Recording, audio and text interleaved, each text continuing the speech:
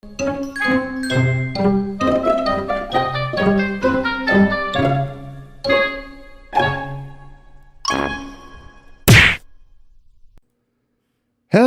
everybody and welcome back to the Tabletop Temple, where we paint, we play, and we pray to the dice gods. Today I am going to be playing the Harbor of Blight Scenario 0 solo RPG.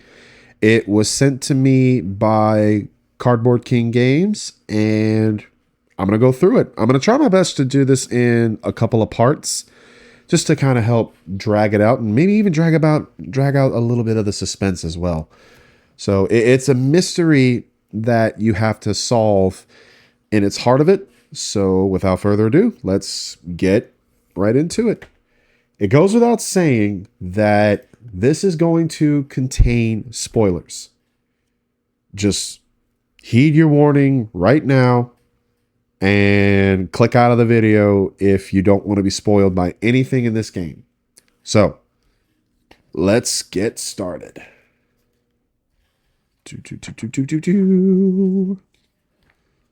Okay, so Scenario 0 is a self-contained game book taking place in the Harbor of Blight universe.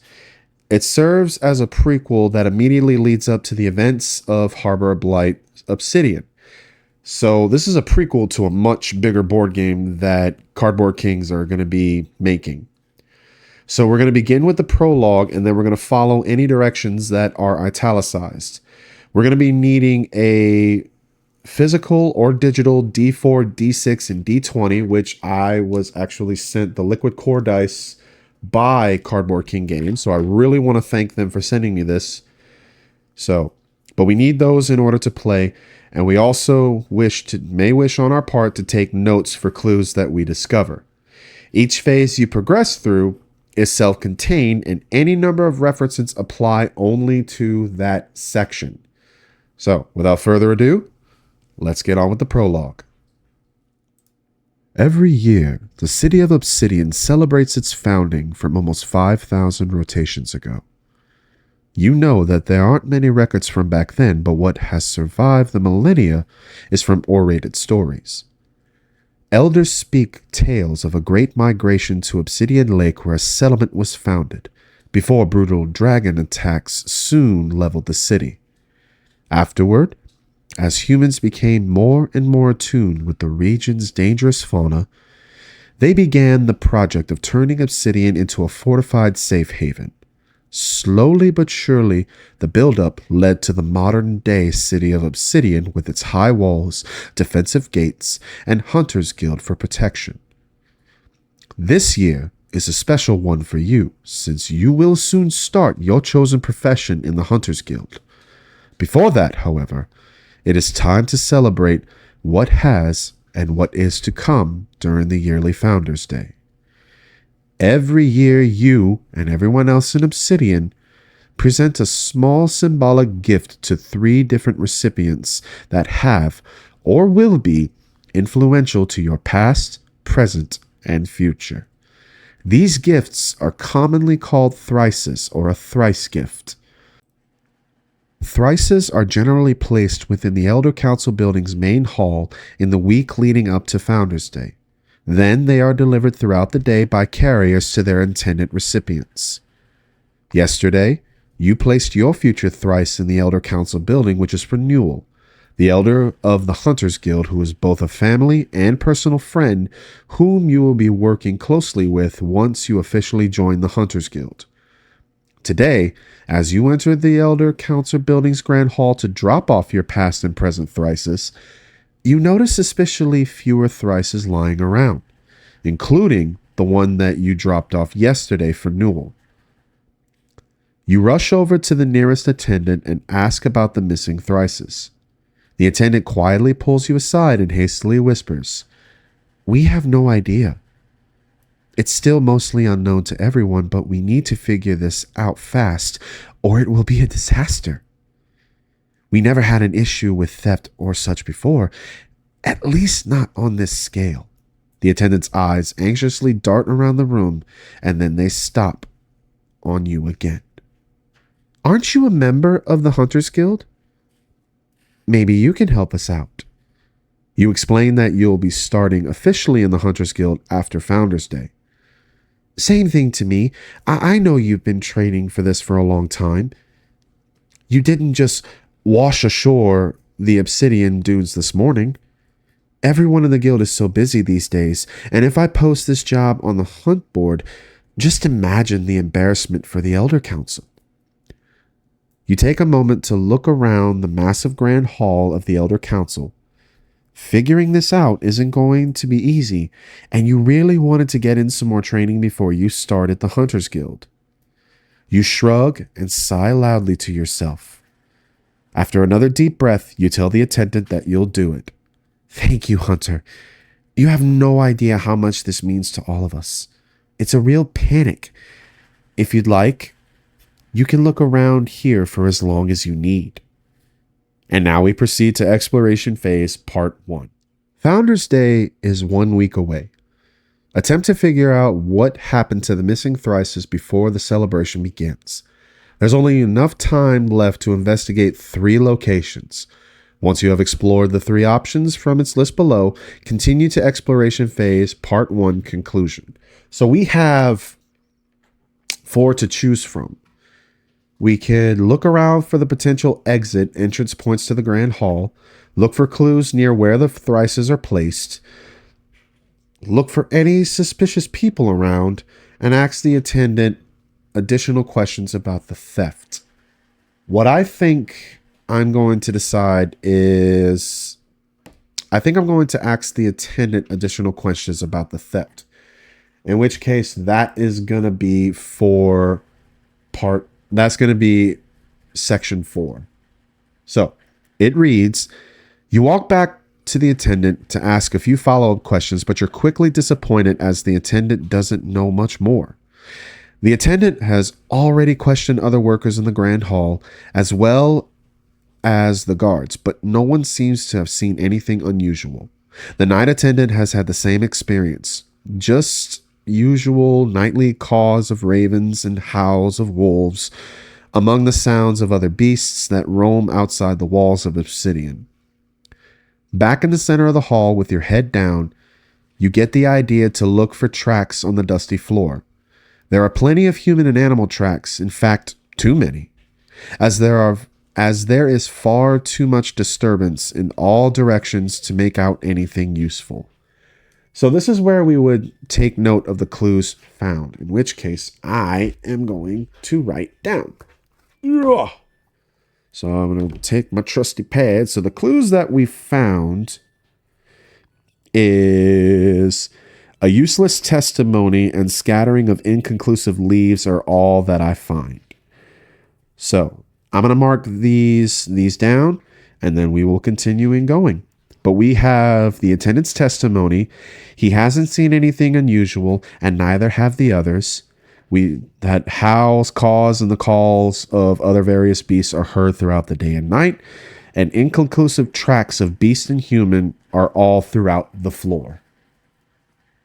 So, again, I'm going to mark these down, and we will continue reading on to the next section. Okay, so I think the next thing that we are going to be doing is, I think we're going to look for the potential exit and entrance points to the Grand Hall, which is section 1. You take some time to examine all the potential entrance and exit points to the Elder Council building. During the day, most of the interior doors remain unlocked, which means there could potentially be access via the roof. At night, the Grand Hall is fully accessible from the outside, as there are not even doors at the entrance, just massive obsidian pillars. There are also many open-air windows at various heights throughout the entire Grand Hall.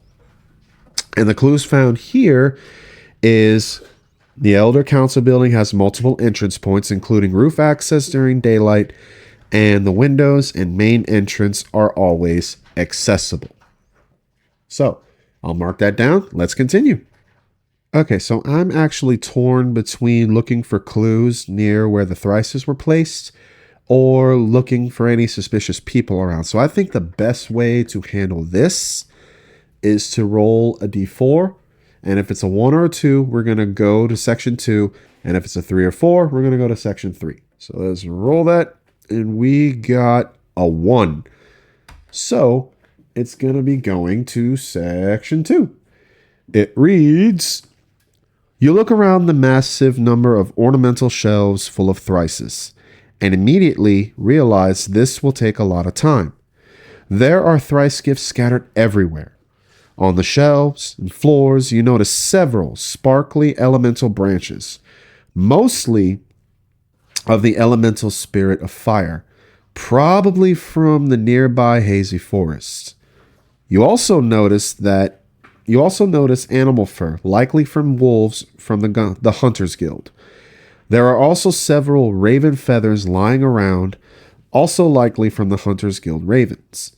There are even a few empty glasses from local taverns, as well as a mostly empty orange barter pouch with the Merchant Guild emblem lying around. And the clues found here, which I'm going to mark down and we'll continue on. This is our final one. The following unusual items were found on or in the vicinity of the Thrice-Gift shelves. Sparkly elemental fire branches scattered around the shelves, wolf fur, raven feathers, empty glasses from a couple of local taverns, and a mostly empty small orange barter pouch with the emblem of the Merchants Guild on it. So that was our final one. We're going to go to the conclusion. So now that we're done with the 3 locations we can explain, that's all the time we've had for, we move on to the exploration phase part 1 conclusion. And it says, night is fast approaching and you have other errands you must finish up today. You take a final glance at the Elder Council's Grand Hall and wonder what you've just gotten yourself into. Later that night, you gather your thoughts in preparation of a fresh start the next morning. Continue to exploration phase part 2. So now we've come to exploration phase part 2. And it reads, you wake up the next morning with the previous day's investigation still racing through your mind. Why would anyone steal Thrice-Gifts? You wonder to yourself, it just makes no sense. There are no solid leads just yet. So you decide to head out into the city to explore further and gather some useful information to help you find the culprit. You may explore 1 location per day, and you have 6 days remaining until the Founder's Day. Once you have explored 6 locations, proceed to exploration phase part 2, conclusion on page 35. You might also chance upon an occasional item during your exploration. If instructed to do so, take note of any item in an inventory list. You never know when that item might come in handy. So this is where I'm going to say that this is going to be in a series of videos, which will probably actually, the more I think about it, be about 3 or 4 videos. But I kind of want to drag this out as much as possible. So I'm going to conclude this video with 1 location. No, 2 locations I'm going to explore. So that being said, this is going to end part 1, like I said, with 2 locations. All in all. Sound like a broken record that way. So the first location I'm going to go to is, let's see. Let's go to, you know what? Let's go to the Merchants Guild. That is on page 19. You decide to head to the Merchants Guild, a vast open-aired courtyard full of colorful vendors and stalls selling everything from supplies for your next meal to potions for your next battle. The only items you might not find at the Merchants Guild are some of the more eccentric engineer's goods. The entrance to the Merchants Guild courtyard lies just opposite the Hunters Guild. The large arch above you is welcoming, and the smells from food stands alluring. In the center of the courtyard is a large dream Ankh statue, the symbol of Obsidian. The entrance stalls and features of the courtyard are all decorated for Founders Day with the strands of multicolored lights that represent the 13 elemental spirits. One of the first stalls you walk past is being run by an orange-haired woman you think you recognize from the Elder Council building previously. You notice it's one of the bigger shops and has a wide variety of potions, mechanical herbs, and food. The woman's eyes are sparkling a brilliant shade of green in the sun, displaying a striking shade of green in the...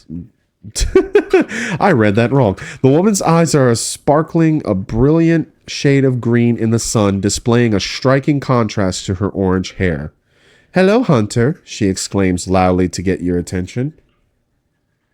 You acknowledge her summons and tell her you're not an official hunter until after Founders Day. "All right, fledgling, does it really matter? You're probably already doing more than a lot of them anyway from the sound of it. I know what you're up to. The Merchant Guild has eyes and ears everywhere, don't forget." She laughs. "Speaking of which, you didn't happen to come across a barter pouch during your investigation?" "As a matter of fact, I did." "So, do we mention the barter pouch you found in the Elder Council building, or lie to her and say you haven't come across any lost barter pouches?" "Well, considering the fact that I am honest, I think I'm going to mention it to her. Mention the barter pouch you found in the Elder Council building, and that is 2.1, which I don't even have to turn the page. So, you give her a questioning look. Then tell her that you actually did come across a lost barter pouch. "Are you serious? Is it a small orange leather one with the Merchants Guild emblem on it?"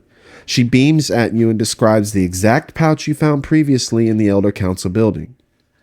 You grab the pouch from the back of your belt and hand it to her, explaining that it was lying on a shelf with Thrices in the Elder Council building.